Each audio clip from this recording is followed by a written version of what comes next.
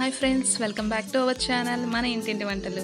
చాలా రోజుల తర్వాత ఒక మంచి వెరైటీ రెసిపీతో మేము ముందుకు వచ్చేసామండి. ఈరోజు మేము చేయబోయే రెసిపీ వచ్చేసి ఇడ్లీ రవ్వతో ఉప్మా.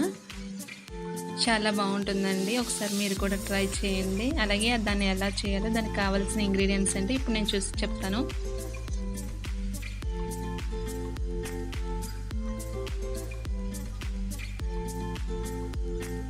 అలాగే మన ఛానల్ని ఎవరైతే ఫస్ట్ టైం చూస్తున్నారో వాళ్ళు సబ్స్క్రైబ్ చేసుకోండి. అలాగే దాని పక్కనే ఉన్న బెల్ ఐకాన్ కూడా క్లిక్ చేయండి. సో ఇప్పుడు ఉప్మాకు కావాల్సిన ఇంగ్రీడియంట్స్ చెప్పేస్తాను. ఉల్లిపాయలు, పచ్చిమిర్చి, అల్లం, పచ్చిశనగపప్పు, సాయమినపప్పు, ఆవాలు, కరివేపాకు, అలాగే రుచికి సరిపడా సాల్ట్, ఆయిల్. ఇప్పుడు దాని తయారీ విధానం చూసేద్దాం. ముందుగా స్టవ్ మీద బానబెట్టుకుని ఇడ్లీ రవ్వని కొంచెం దూరగా వేయించుకోవాలి. అలా వేయించుకోవడం వల్ల ఉప్మా అనేది పొడి పొడిలాడుతూ వస్తుంది. అది కొంచెం కలర్ మారిన తర్వాత దాన్ని పక్కన పెట్టేసుకుని అదే మాల్లో మనం ఆయిల్ తీసుకుని పోపు దినుసులు ఒక్కొక్కటిగా వేసుకుని వేయించుకోవాలి.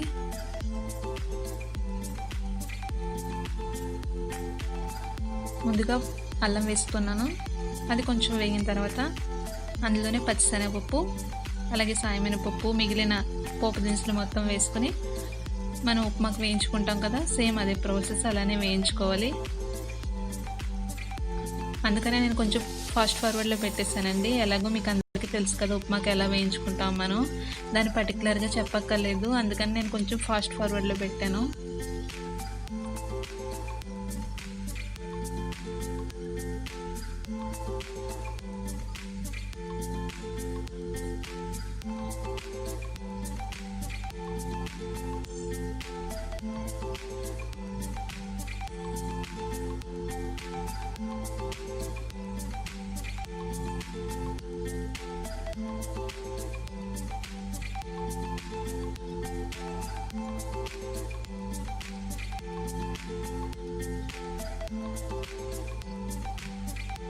ఇవి బాగా వేగిన తర్వాత 1:1 వాటర్ తీసుకోవాలండి. అంటే ఒక గ్లాస్ ఇడ్లీ రవ్వ తీసుకుంటే 1:1 వాటర్ తీసుకోవాలి.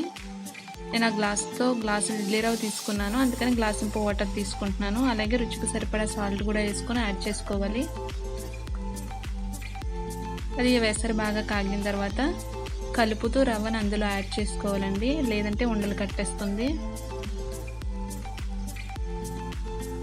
అలా గరిటతో కలుపుతూ యాడ్ చేసుకోవాలి రవ్వని. ఆ నీరు మొత్తం బాగా ఇంకిపోవాలి. ఆ నీరు మొత్తం బాగా ఇంకిపోయే వరకు మనం అలా కలుపుకుంటూనే ఉండాలి.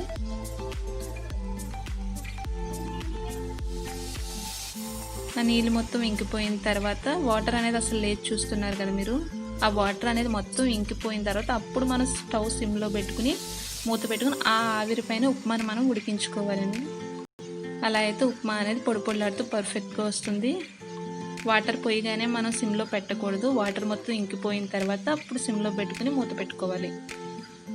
సో చూస్తున్నారు కదా ఆవిరి మీద ఉప్మా అనేది ఎంత చక్కగా ఉడికిపోయిందో. చూస్తున్నారు కదా పొడి పొడిలాడుతూ చక్కగా రెడీ అయిపోయింది ఉప్మా. ఎంతో టేస్టీ అని ఇడ్లీ రవ్వతో ఉప్మా రెడీ అయిపోయిందండి. అసలు ఇడ్లీ రవ్వతో చేశారా అని ఎవరికి తెలియదు. చాలా బాగుంటుంది టేస్ట్ అనేది. మీరు కూడా ఒకసారి ట్రై చేసి ఎలా ఉందో నాతో కామెంట్ సెక్షన్లో కామెంట్ చేయండి.